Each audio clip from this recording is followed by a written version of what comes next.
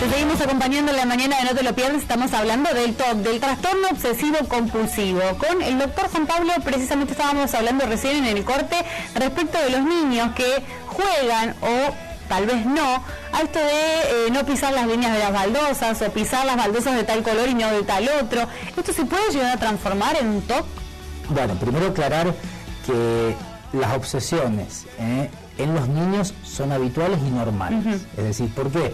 Porque una obsesión es una idea y el niño básicamente juega mucho con la fantasía, ¿no? Entonces es muy común que tengan ciertas obsesiones. Hay una muy típica, y sobre todo esto también tiene que ver con lo cultural, que son las obsesiones de blasfemias. ¿Sí? Por ejemplo, un niño que tenga una herencia religiosa, ¿no es cierto?, bastante marcada, puede tener ciertas ideas obsesivas del tipo de, bueno, si no insultas a tu padre, si no insultas a Dios, a tu padre o a tu madre le va a pasar algo. Entonces el niño insulta a Dios a nivel del pensamiento, después se siente culpable por lo que hace, pero bueno, no puede parar a veces de no repetir. Para no dañar a su familia, en este caso. Para no dañar y para que no le pase nada, exactamente, ¿no?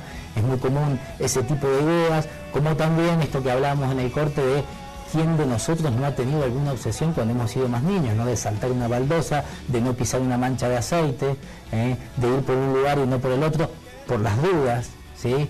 Y sobre todo, el TOC como trastorno tiene lo que se llama pensamiento mágico. Es decir, yo controlo con un comportamiento, ¿sí?, para que este hecho haga que no suceda tal cosa. En el niño, el pensamiento mágico, por supuesto que está mucho más presente, entonces mucho más habitual. Es muy difícil diagnosticar a un niño de TOC, porque entre la niñez y la adolescencia, a medida que se va avanzando la adolescencia, estas ideas, cuando uno ya tiene la mente un poco más clara, uno puede irlas despejando. Si pasa la adolescencia y estas obsesiones siguen e imprimen más de una hora de malestar, se puede diagnosticar de TOC. Si no, no.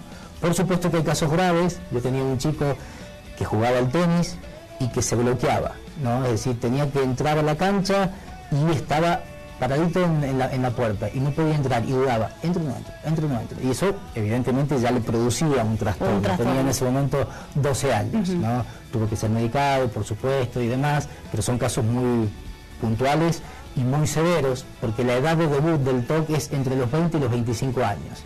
Cuando ya vemos algo tan marcado a los 10, 12 años, evidentemente hay que hacer un tratamiento farmacológico y psicoterapéutico a tiempo para que esto no avance, porque el TOC es una de las enfermedades que más hace sufrir a la persona, porque la persona se da cuenta de lo que tiene y le genera mucha angustia, mucho temor, miedo, pánico. Entonces es importantísimo el diagnóstico a tiempo. ¿Cómo lo vemos como padres a los niños? ¿Cómo lo detectamos? ¿Cómo sabemos en qué momento están sufriendo o podría sufrir de algún tipo de obsesión? Bueno, por ahí es muy común en el colegio que a veces te digan vení temprano y espérame adentro, cosa que yo te pueda ver, es decir, alguna conducta de reaseguración que uno tenga o de verificación que uno ve en el niño, es claro, es decir, hay formas de darse cuenta. Sí, se nota. Sí. ¿Qué pasa por ahí con estos niños que lo normal en los niños es el desinterés por ciertas cosas? Sí. Que no tomen del vaso de otra persona o que no consuman algo que haya sido tocado por otra persona, cuando por ahí para otro niño es lo más normal y ni se fija en eso. Es una función de los padres, ¿no?, tratar de explicar que no pasa nada, ¿no?, que ellos incluso hay que tratar de que los padres puedan también ejemplificar, mirá, yo puedo tomar del vaso del que tengo al lado y no pasa nada, ¿no? Es decir, tratar de darle pruebas de realidad de que eso es una idea que tiene y que no se cristalice en una duda obsesiva en realidad, ¿no?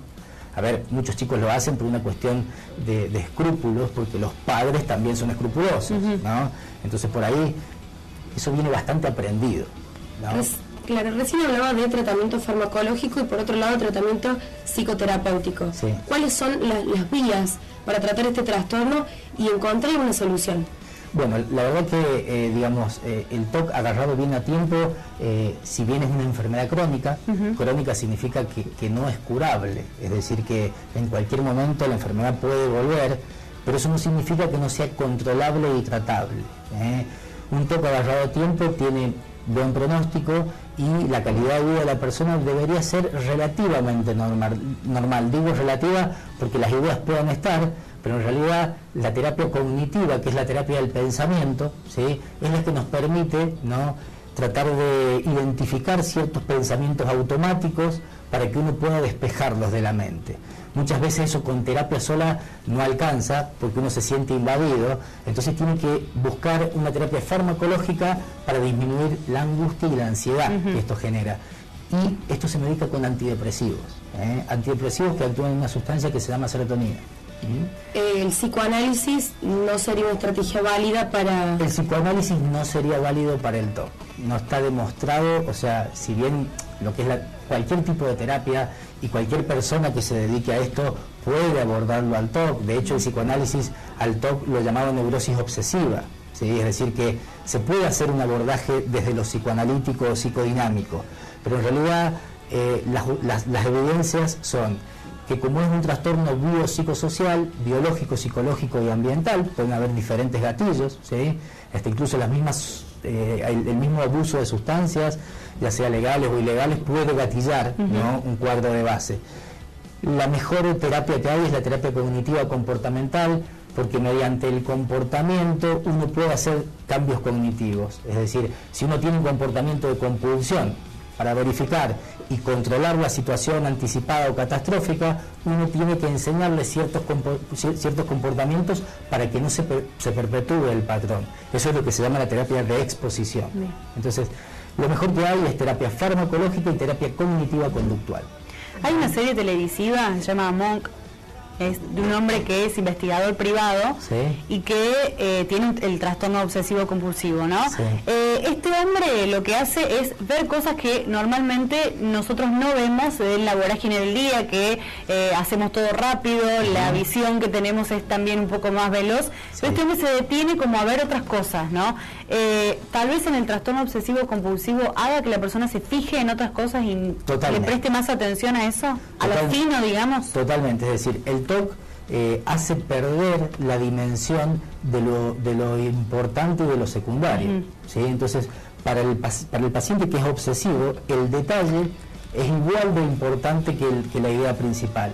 Entonces, pierden tiempo. Por ejemplo, es muy común también con ciertas personalidades obsesivas, no solamente con los TOC, pero con los TOC también, por ejemplo, el estudio, ¿no? La duda de que no sé nada y de que me van a bochar en un examen. Entonces leo y releo y puedo leer 1000 veces por las dudas de que, o por la idea de que yo no sé algo puntual. Entonces, desde ya que tienen filtros, y esos filtros seguramente están mucho más invadidos que las personas normales.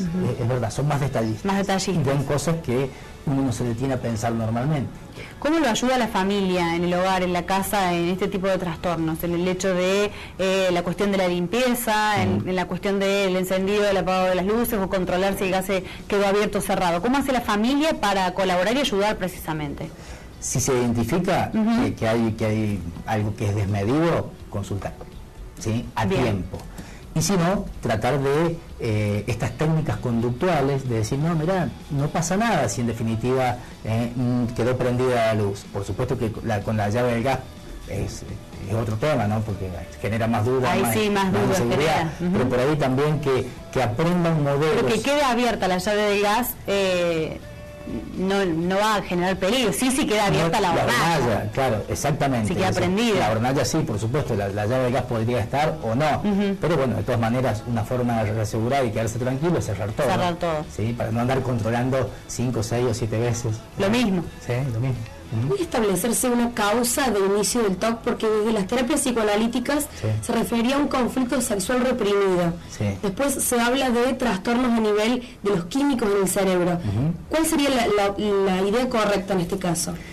La causa es biológica. El TOC es una entidad, ¿sí? Es decir, cuando me refiero a biológica me refiero a que es genética.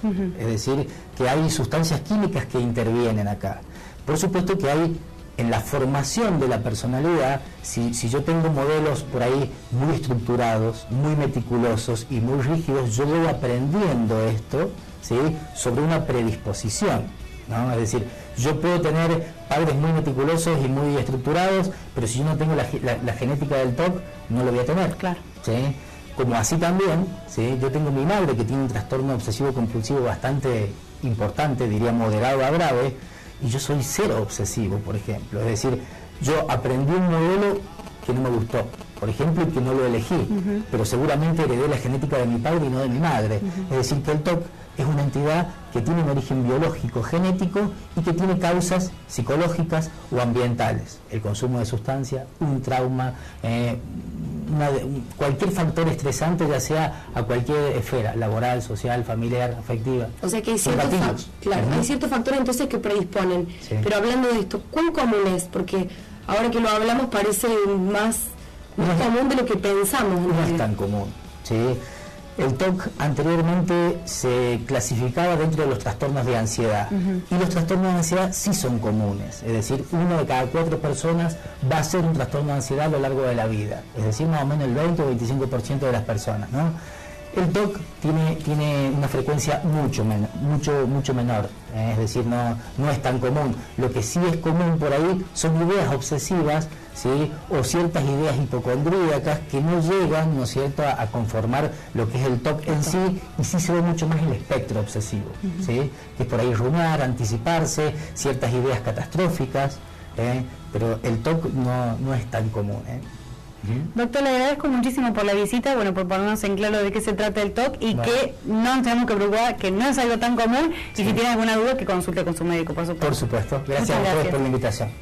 Vamos a marcar una nueva pausa, así enseguida vamos a regresar con más. Tenemos un montón de temas todavía para seguir charlando en la mañana de No Te Lo Pierdas. Ya volvemos.